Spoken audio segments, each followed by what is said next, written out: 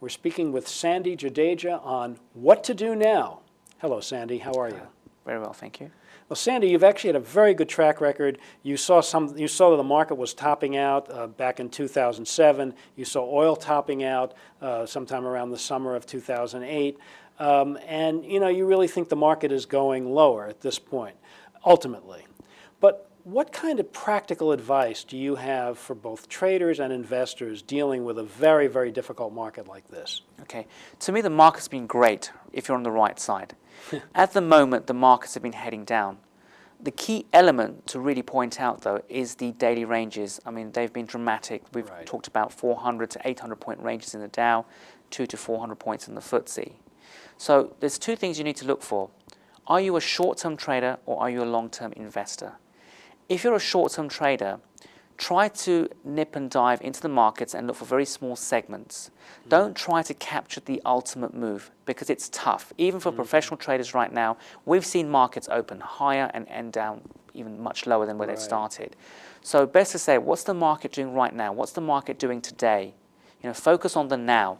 And it's great to catch 30, 40, 50 points. I mean, that's a $500 equation if you look at it at the end of the day, and that's good for today's markets. What we don't want to see every market goes and does two things. They contract and they expand. And this year, in 2008, what we've been seeing is the markets expand, and that's why we're seeing the volatility ranges. So for ordinary investors, this is great because if you're looking for longer term moves and you've been positioned for the bear side, you still want to be in that move. For the short term traders, you want to be pulling little segments out of the markets on a daily basis.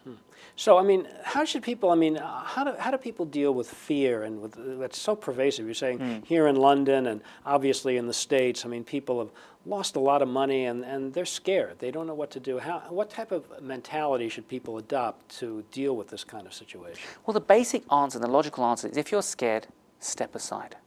There's always going to be an opportunity coming up. Are you bullish or bearish on the market? If you're bullish, then look for a reversal. At the moment, the headlines are all very negative. Can you see the markets going up in a negative environment? Unless you're a contrarian investor, no. Let the dust settle. Don't try to catch a falling knife. Once you start seeing things, very simple things like when the market makes a low during the week but finishes up on a positive note, that's an early indication of a reversal. That's probably a good key sign to say, well, hey, it's been flushed out, now's time to get in, and I'm going to put my stop at the low. Until that happens, the market's still going to head lower. So those are very simple signs to look forward to. The other aspect is, we know historically that November, right up till January, February, if you'd only traded those 3 months, in some cases you can actually outperform the market. Interesting. So this is a very good time to be looking out for those early signs to get back into the market for a very short-term move. Thank you very much. It's been my pleasure.